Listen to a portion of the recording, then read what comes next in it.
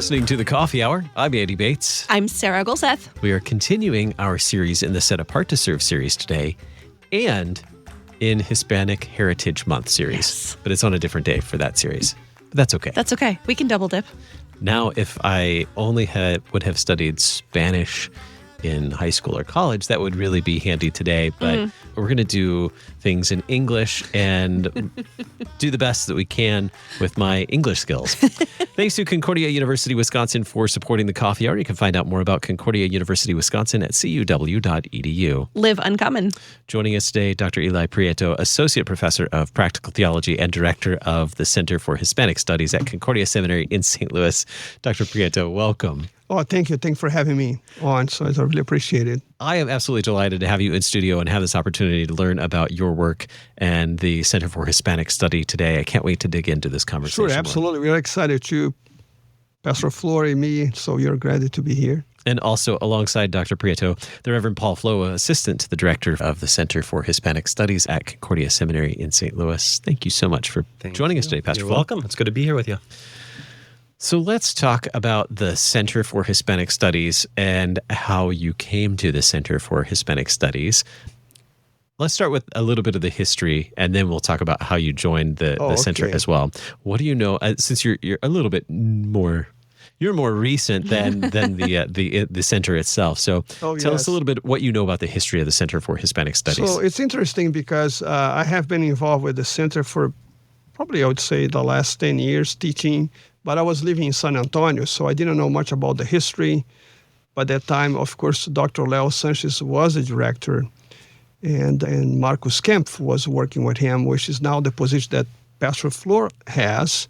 So the history really goes back in 1977 when the Synod in the convention decided to prepare men. That time was only men for ministry. We didn't talk about deaconess.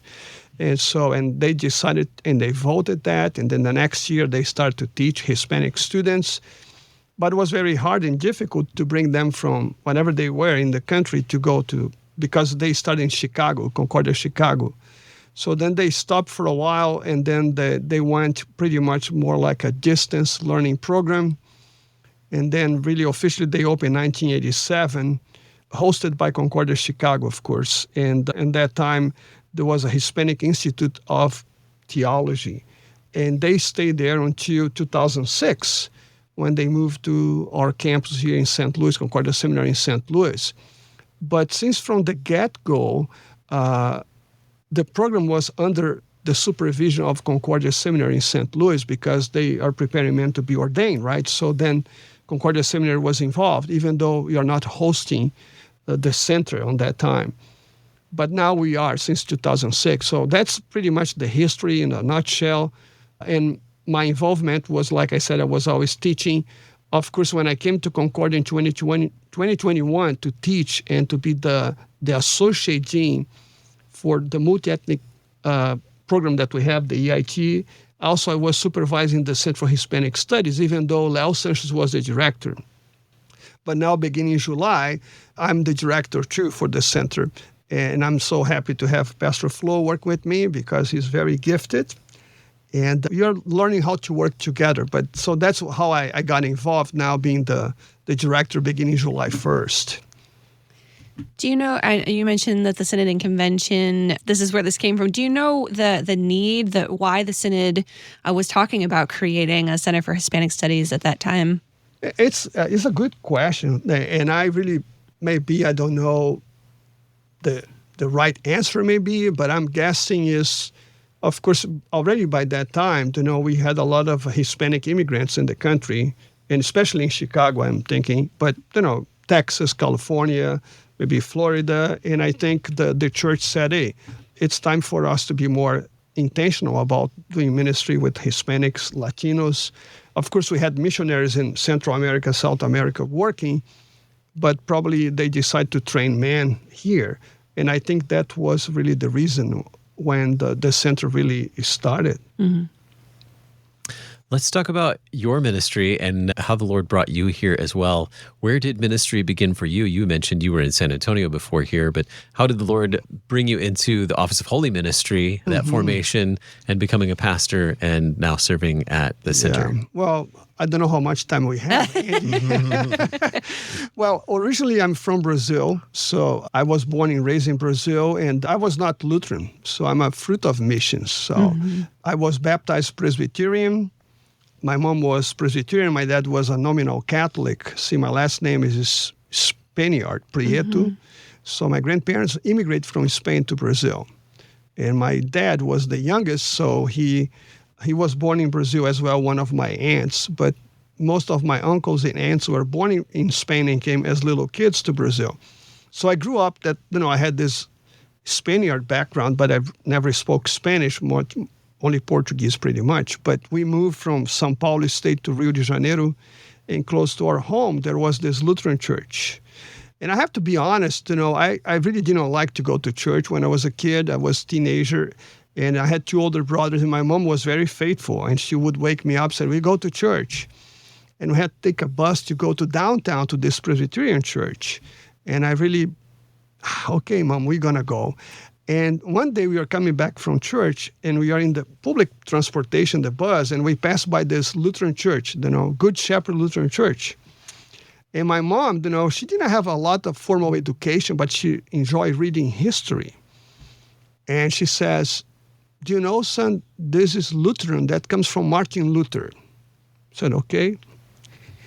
So what, Mom, right? I'm thinking as 12-year-old guy, and she says, oh, he was the Reform, and she says all this, things about Luther, which I didn't know anything about it.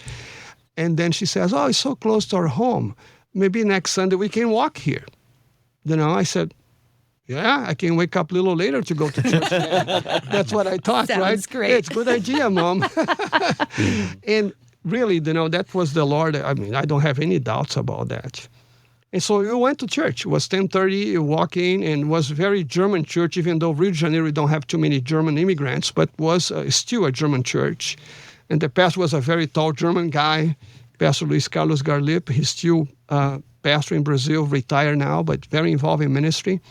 So you walk in, right? So then he sees those two, this lady with this young kid, and he was excited because it was his first call. He wanted the church to grow. And so the rest is history, So he invited me to be in part of the pageant for Christmas and Sunday school, and man, and that was crazy. I never thought about that. And then my dream was to go to the Navy in Brazil. I liked the Navy. My brothers were Army guys, airborne company. I said, no, I want to be in the Navy. I was born in an island. I think water is better for me than be jumping from the plane. But then he says, no, you're going to go to the seminary. He told me that. And he just kept telling this to me, And I said, oh, Pastor, it'll be a long time. No, you're going to go. You do the pre-seminary, then you do the seminary. So he got a scholarship because by that time, I'm making the story short because we moved back and forth for that same town. But for sake of time here, I'm just saying this. So then when we came back to the same town after years, a couple years later, the pastor said, oh, okay, we're going to send you to the seminary. And he did it. So he got a scholarship for me from the district. He asked how much my mom could help. My mom, had some pension from my dad. He just had died. I was 14 by that time. And then he got everything. Then his wife and I hopped in the bus in 30 hours by bus from Rio de Janeiro to Rio Grande do Sul to go to the pre-seminary. And then I graduated in 1983 as a pastor in Brazil. And then I came here to St. Louis to do training in deaf ministry. My first call was to work with the deaf. So I was missionary for the deaf for a long time. I was a chaplain for a deaf school. I was the first Lutheran pastor in Brazil to work with the deaf. And then I helped to train other pastors that we are doing the ministry today. So I never really thought I would be pastor in the U.S. And so it's a long story. Maybe you can have another program just to talk about that. But yeah, I came here again then in 1991 to Fort Wayne to do studies, went back to Brazil. Then in 2001, I came as a pastor in San Antonio after being a professor in our seminary in Brazil for 5-6 years. I was a professor in our seminary where I graduated from. So I went back to my alma mater to be a professor there after I finished my studies in Fort Wayne. Yeah, so it's a kind of interesting story, but I keep telling Paul, both of us, we talk about this, that, God has his own ways of doing things. Mm-hmm. If you don't listen, he sends a big fish to catch you. So, and I think, it's always amazing, his grace. Yeah, so I think about that. I talk to my wife some days, I'm thinking, wow, I'm teaching St. Louis. I have to pinch myself what I'm doing here, So it's very humbling, very humbling to be in this position in the church, especially someone that is outside of the church, right? I was not born and baptized in the Lutheran church. Mm-hmm. So it's being welcome, like an outsider in the church. And you're a part of this ministry now, helping to prepare new pastors, right? Women to serve in the church, which is a wonderful honor. Mm-hmm. And it's wonderful to work with Paul and other colleagues in the seminary. Yeah. Pastor Flo, we've had you on KFUO before. That was before you were Before I was ordained. Yeah, so I can't remember exactly what year, but maybe 17. Yeah. Tell us about your journey also into pastoral ministry and your work with the Center for Hispanic Studies.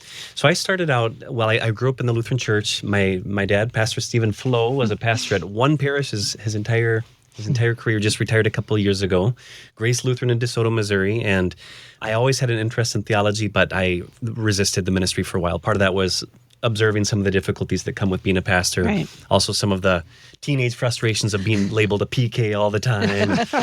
and actually my dad, sometimes people are surprised by this, but he always said, avoid the ministry if you can. And if the Lord wants you there, he's going to pull you in and make it irresistible to you, which he would always tell us that, this is the highest calling. And he would say, Paul, you've got gifts that are very consistent with the gifts that would be needed for the ministry. But he definitely knew that it's not a place to just enter into very lightly. And so I did that. I just avoided it for a while, and I was a teacher for a few years.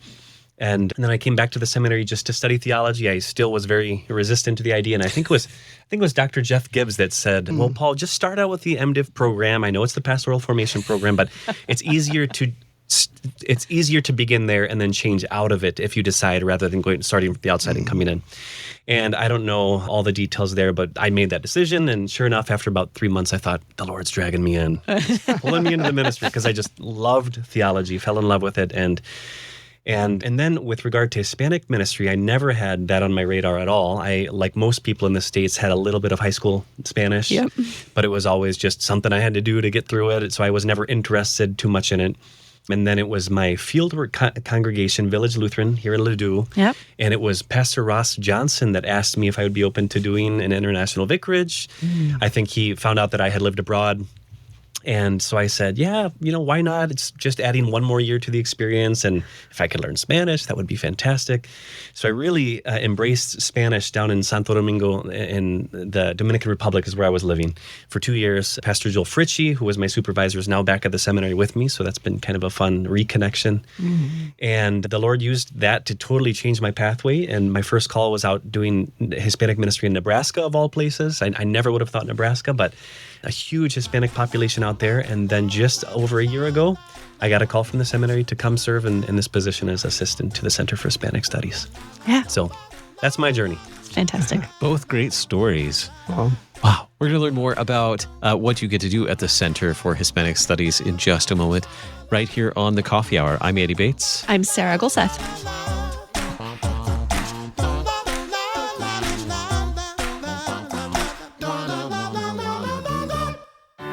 At Concordia University, Wisconsin, we believe you were created for a reason: to use your God-given gifts to help others, to live a life of self-sacrifice in a me-first world, to live a life that's uncommon.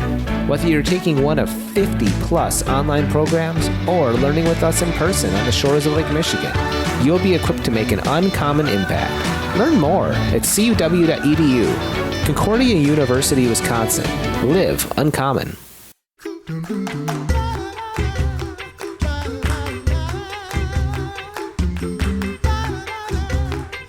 Welcome back to the Coffee Hour. I'm Eddie Bates. I'm Sarah Golseth. We're talking with friends from the Center for Hispanic Studies at Concordia Seminary in St. Louis, learning more about how they came into the ministry and how they came to this ministry at the Center for Hispanic Studies. Tell us more about the students that study at the Center for Hispanic Studies. Who's coming to the center and what are they preparing for? Yeah, it's a great question, Andy. And I think it's And when Paul and I were discussing, preparing to come here and talk to you guys, we were really, thinking about how you would answer that question, because when you think about Center for Hispanic Studies, the students that we have, they are not like the MGIF students that come, they move from other parts of the country and come here to St. Louis, they stay here 2 years, go to Vicarage, come back for a final year.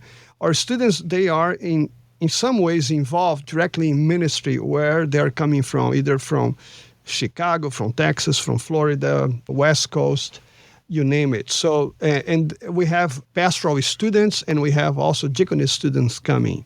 So when we start the program, at the same time, they are either vicar or they're also deaconess interns. So at the same time, they are learning about theology, about how to do ministry. They're already doing ministry under supervision of a local pastor, right?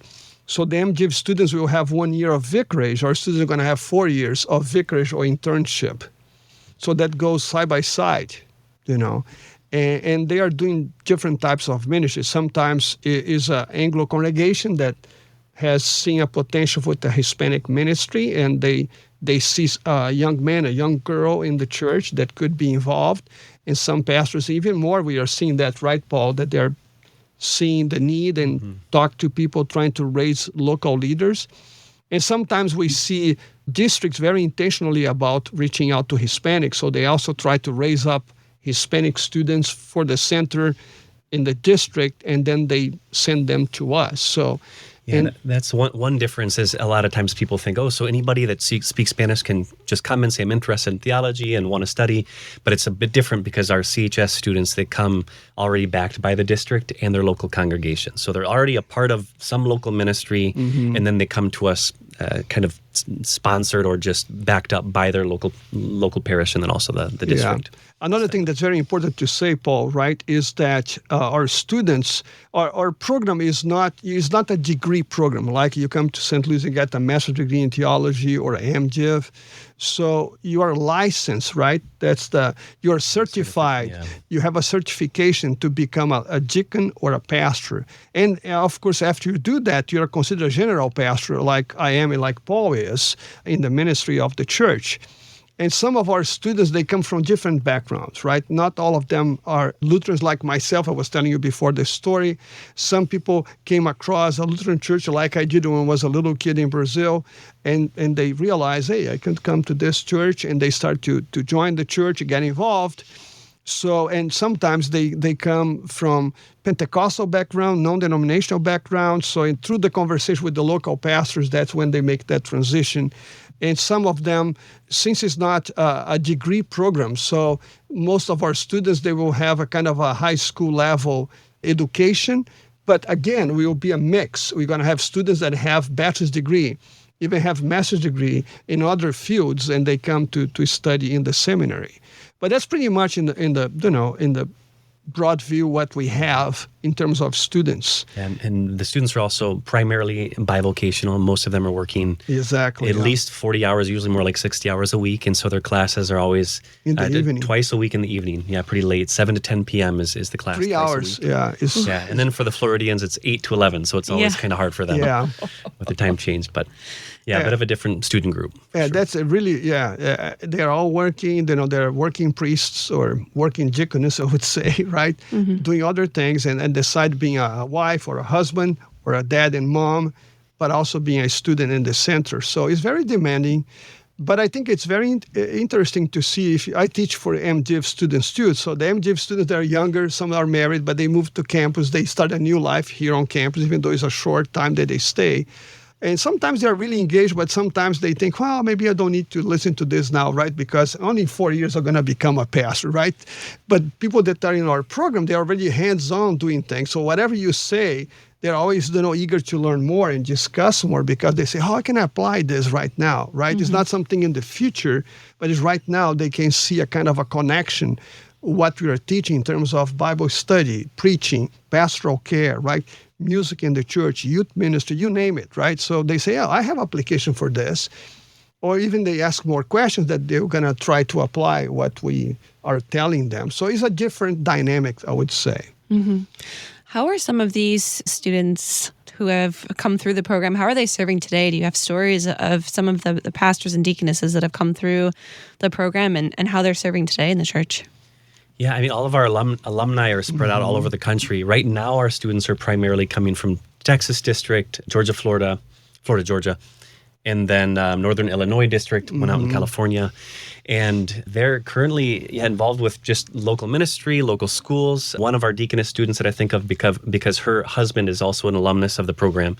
He's serving as a pastor down in Brandon, Florida. His name is Pastor Miguel Sanabria Jr., and his wife, Caterine, is one of our current students. Yeah. So it's kind of a cool husband-wife Teamwork. Yeah, right? teamwork duo.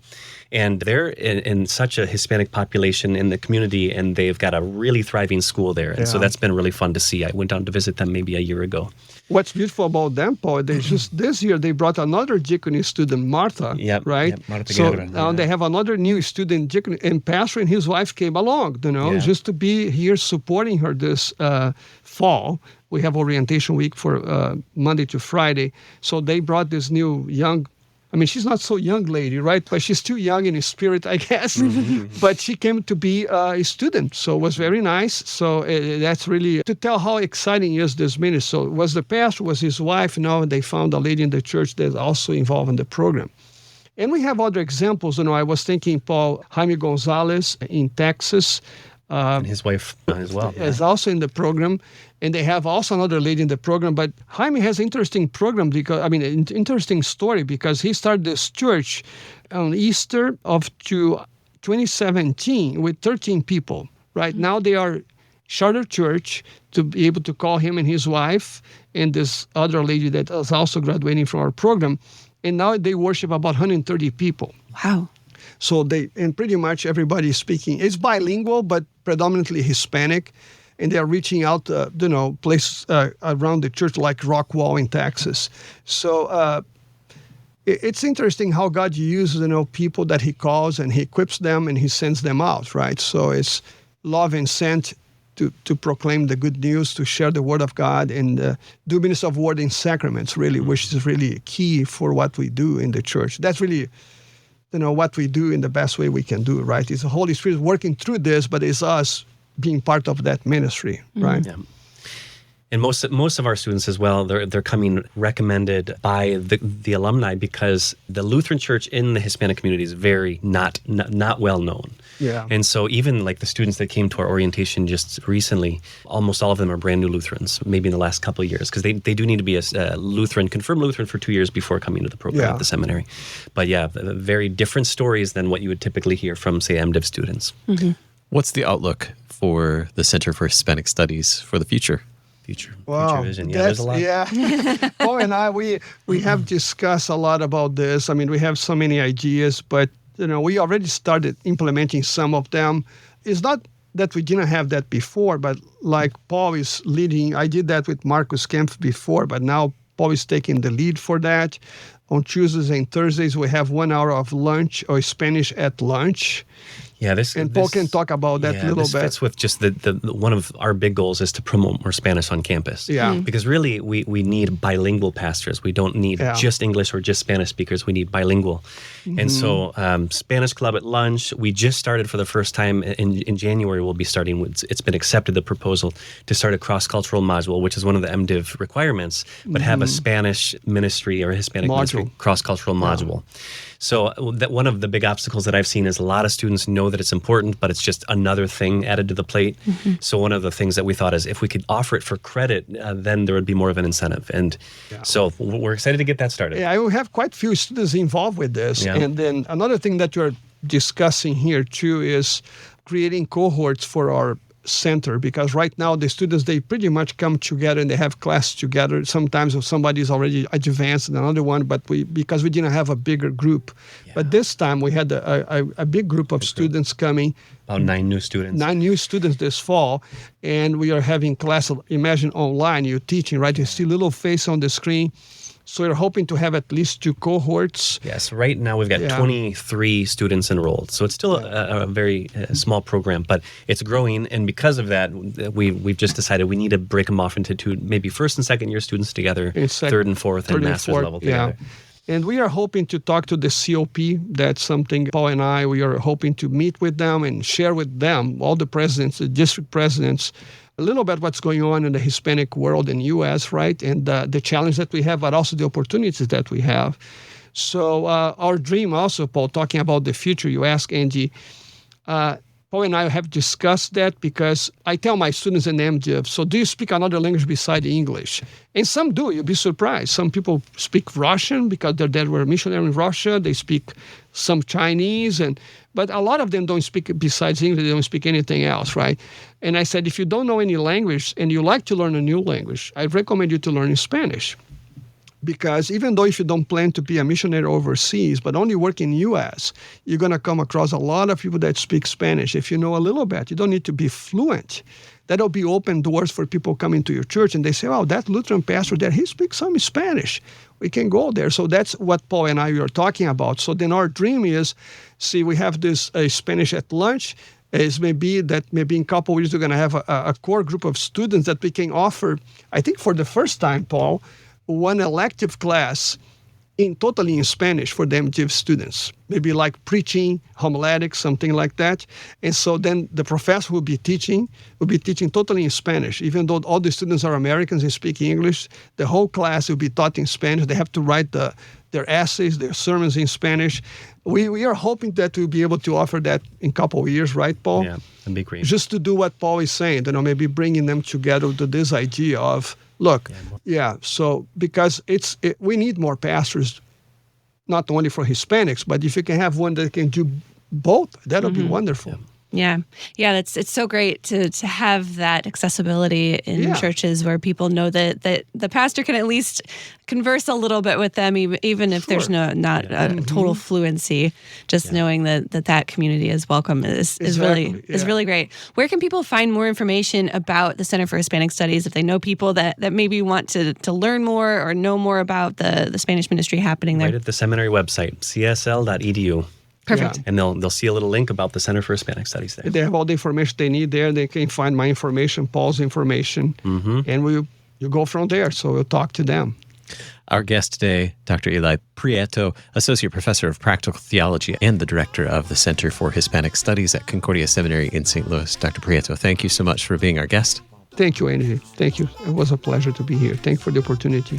And the Reverend Paul Flo, Assistant to the Director of the Center for Hispanic Studies at Concordia Seminary in St. Louis. Thanks so much for being our guest. You're welcome. It's been good to be here. You can learn more about Set Apart to Serve by visiting lcms.org/SAS. You've been listening to The Coffee Hour. I'm Andy Bates. I'm Sarah Gulseth. The Coffee Hour with Andy and Sarah is a production of KFUO. To support the Coffee Hour and KFUO Radio, visit kfuo.org. You can also text KFUO to 41444 or send an email to gifts@kfuo.org. And you can call us at 800-844-0524. KFUO. Christ for you, anytime, anywhere.